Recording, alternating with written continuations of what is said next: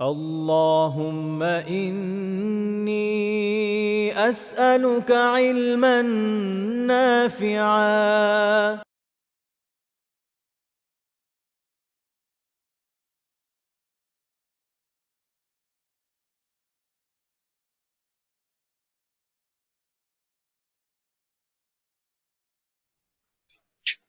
বিসমিল্লাহ আলহামদুলিল্লাহ ওয়াসসালাতু ওয়াসসালামু আলা সাইয়্যিদিনা রাসূলিল্লাহ।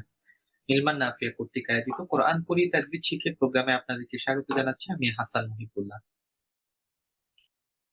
গত পর্বে আমরা গুন্না নিয়ে কথা বলছি। এই পর্বেও ইনশাআল্লাহ তাআলা আমরা গুন্না নিয়ে কথা বলবো। আমরা গত পর্বে কথা বলেছি ওয়াজিব গুন্না এবং মিম সাকিন নিয়ে। এই পর্বে আমরা কথা বলবো নুন সাকিন ও তানবিন নিয়ে। মূলত গুন্না এর উৎপত্তি যে দুইটা লেটার বা যে দুইটা হরফকে কেন্দ্র করে, তার একটা হচ্ছে নুন এবং অপরটি হচ্ছে মিম। কখনো কখনো এই নুন ও মিম তাসদীদ অবস্থায় আসে, কখনো কখনো এটা সুকুন অবস্থায় আসে।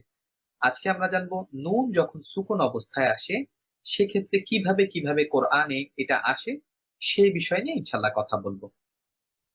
আমরা গত কোনো একটা ক্লাসে, বিশেষ করে ইলতিকাউস সাকিনাইন, এই ক্লাসে আমরা বলছিলাম যে নুন সাকিন এবং তানবিন এটা মূলত একই জিনিস। মূলত এই যে তানবিনের যে চিহ্নগুলা, এগুলা নুন সাকিনেরই একটা সংক্ষিপ্ত রূপ। এটাকে যদি আমরা ভেঙে লিখি তাহলে মূলত এর ভিতর থেকে নুন সাকিন আমরা পাই, যেটা আমরা ইতিপূর্বে কয়েকবার আলোচনা করছি। এই কারণে নুন সাকিন এবং তানবিন এই দুইটার নিয়ম একই, এবং কোরআনুল কারীমে যখন আসে এই দুইটার কোনো একটা আসলে আমরা একই ধরনের নিয়ম অনুসরণ করি। সেই হিসাবে আমরা আজকে কথা বলবো নুন সাকিন ও তানবিন নিয়ে। নুন সাকিন ও তানবিন এটা আবার কোরআনুল কারীমে চার ভাবে এসে থাকে। কখনো এটা ইজহার হিসেবে এসে থাকে, কখনো ইদগাম, কখনো ইকলাব, কখনো ইকফা। আমরা প্রথমেই কথা বলবো ইজহার নিয়ে। ইজহার একটা আরবি শব্দ, যার বাংলা অর্থ হচ্ছে স্পষ্ট করে পড়া। অর্থাৎ যখন কোন নুন সাকিন আসবে কোরআনুল কারিমে, এরপরে ইজহারের কোন একটা হরফ যদি আসে, তাহলে তখন আমরা ওই নুন সাকিনকে স্পষ্ট করে, অর্থাৎ কোন ধরনের গুণনা ছাড়া দ্রুত পড়ব। আর সেই ধরনের দ্রুত পড়াকেই বলা হয় ইজহার। এই ইজহারের নির্ধারিত কিছু হরফ আছে। সেই হরফের সংখ্যা হচ্ছে 6: হামজা, হা, আইন, হা, গাইন, খ। এই 6টা হরফ আমরা জানি হলক থেকে হয়। যারা মাখরাজ সম্পর্কে জ্ঞাত আছেন তারা জানেন যে হলক থেকে 6টা হরফ হয়। সেই 6টা হরফকেই মূলত ইজহারের হরফ বলা হয়। এই 6টা হরফের কোনো একটা হরফ যদি নুন সাকিন বা তানবিনের পরে আসে, তাহলে আমরা ওই নুন সাকিন বা তানবিনকে গুণনা ছাড়া স্পষ্ট করে পড়ব। আমরা এখানে কিছু উদাহরণ দেখতে পাচ্ছি, যে উদাহরণগুলো সরাসরি কোরআনুল কারীম থেকে আনা হয়েছে। আমরা প্রথমে হামজা, অর্থাৎ হামজা থেকে দুইটা উদাহরণ দেখতে পাচ্ছি।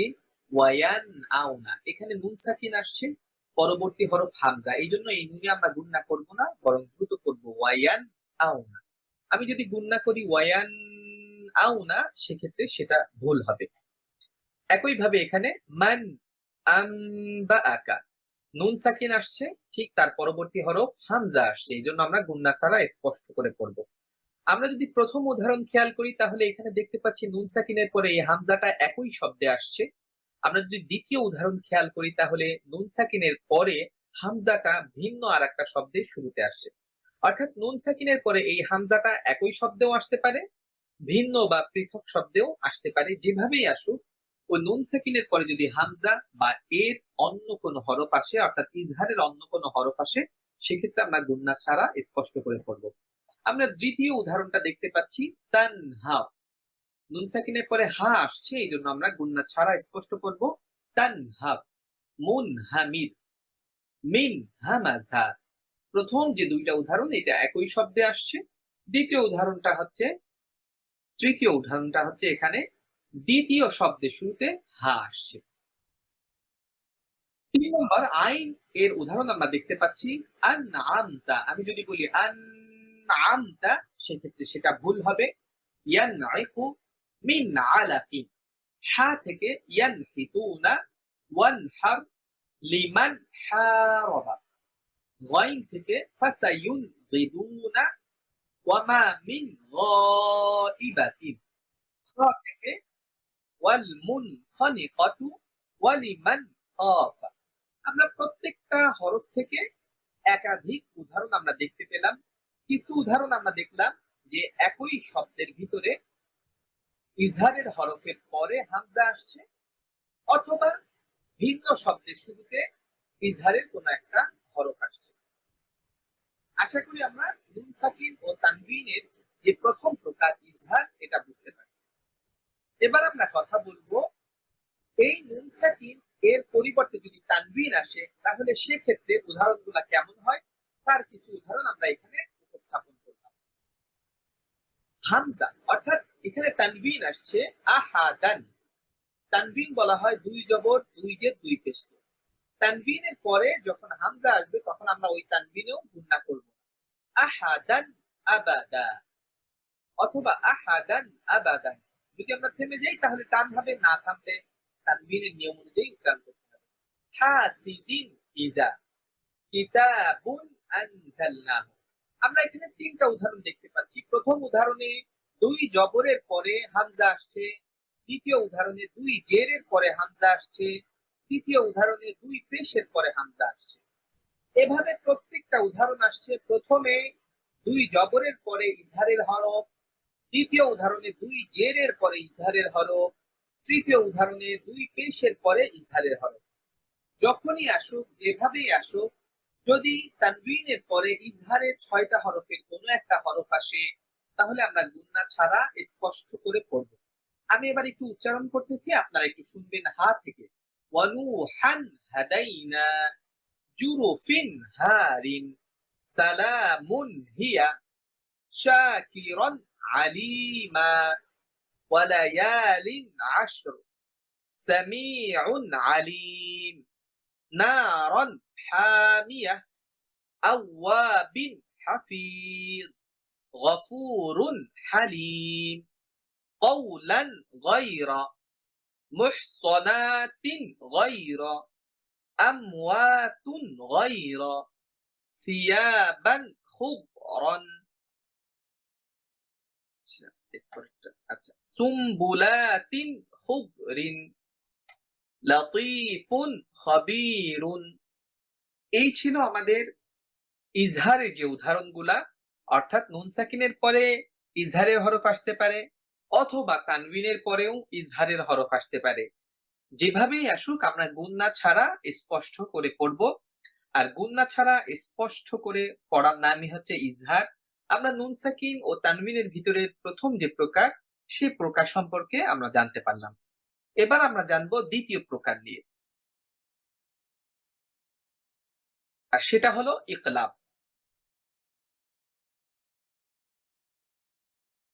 ইকলাবের নির্ধারিত একটা হরফ আছে। যেভাবে ইজহারের নির্ধারিত হরফ ছিল 6টা, ঠিক তেমনি ভাবে ইকলাবেরও নির্ধারিত একটা হরফ আছে, সেটা হচ্ছে বা। নুন সাকিন বা তানবিনের পরে যদি এই বা আসে তাহলে কিন্তু এবার আমরা গুণনা করব। নুন সাকিন ও তানবিনের পরে শুধুমাত্র এই ইজহারের 6টা হরফ এবং আমরা সামনে ঈদগামের আরো 2টা হরফের সাথে পরিচিত হব। এই মোট 8টা হরফ আসলে শুধুমাত্র গুণনা হয় না, বাকি অন্য হরফ আসলে গুণনা হয়। এটা হচ্ছে সংক্ষিপ্ত একটা কথা। তাহলে এখন আমরা জানবো ইকলাব। ইকলাবের একটা হরফ, সেটা হচ্ছে বা। নুন সাকিন বা তানবিনের পরে আসলে আমরা এটাকে গুণনা করে পড়ব। তবে সেক্ষেত্রে আমাদেরকে খেয়াল রাখতে হবে, যেরকম এখানে আমরা উদাহরণটা দেখতে পাচ্ছি, নুন সাকিন আসছে, এর পরের হরফ ইকলাবের হরফ বা আসছে। এটা মূলত মূল শব্দ ছিল মিন বানি, মিন বানি। কিন্তু নুন সাকিন এবং তানবিনের পরে যখন এই ইকলাবের হরফ বা আসবে তখন আমাদেরকে এখানে একটা পরিবর্তন করে পড়তে হবে। সেটা কি? ছোট্ট একটা মিম আসবে, তখন আমি এই নুনের উচ্চারণটাকে মিম দ্বারা পরিবর্তন করে পড়ব। তখন আমি বলবো মিম বানি। তখন কিন্তু আর আমি এই নুন উচ্চারণ করব না, তখন আমি বলবো মিম বানি। কারণ কি? কারণ হলো তাজবিদের নিয়ম অনুযায়ী নুন সাকিনের পরে যদি ইকলাবের হরফ বা আসে তাহলে ওই নুন সাকিনকে মিম দ্বারা পরিবর্তন করে পড়তে হয়। এই যে পরিবর্তন করে পড়া, এইটার নামই হচ্ছে ইকলাব। অর্থাৎ ইকলাব অর্থ হচ্ছে পরিবর্তন করে পড়া, একটার পরিবর্তে আরেকটা, একটার পরিবর্তে আরেকটা, এটাকে বলা হয় ইকলাব। যেহেতু এখানে স্যার আমি আপনার জি, আমাকে শোনা যাচ্ছে না?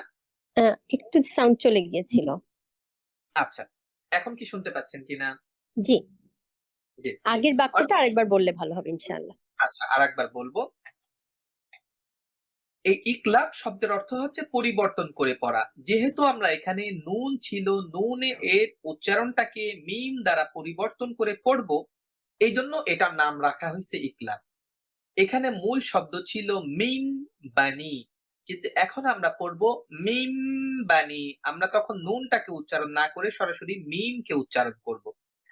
এটাই হচ্ছে তাজউইদের ইকলাবের নিয়ম। যখন ইকলাবের হরফ বাটা নুন সাকিন অথবা তানভিনের পরেই আসবে, তখন ওই নুন সাকিন অথবা তানভিনকে মিম দ্বারা পরিবর্তন করে উচ্চারণ করতে হবে, যেটাকে আমরা এভাবে শুনে থাকি অনেক সময় মিম দ্বারা বদল করে পড়তে হবে, অর্থাৎ পরিবর্তন করে পড়তে হবে। এখানে মিন বানি ছিল, আমি এখন বলবো মিম বানি। সরাসরি দুই ঠোঁট লেগে যাবে, কারণ মিম উচ্চারণ করতে গেলে দুই ঠোঁট লেগে যায়। মিম বানি, সরাসরি মিম উচ্চারণ শোনা যেতে হবে। একইভাবে এখানে তানভিনের পরে বা আসছে, ইকলাবের হরফ বা, তখন আমরা এখানেও মিম দ্বারা পরিবর্তন করে পড়বো। ছোট্ট একটা মিম ওইখানে থাকবে। যেখানেই আপনি ইকলাবের নিয়ম দেখবেন, সেখানেই দেখবেন আপনি নুন সাকিন বা তানভিনের পরে এরকম একটা ছোট্ট মিম থাকবে। যেখানে আপনি এরকম ছোট্ট মিম দেখবেন, সেখানে আপনি ধরে নিবেন যে এখানে ইকলাবের নিয়ম। ইকলাবটা কি? ইকলাব মানে পরিবর্তন করে পড়া। কোনটাকে পরিবর্তন করব?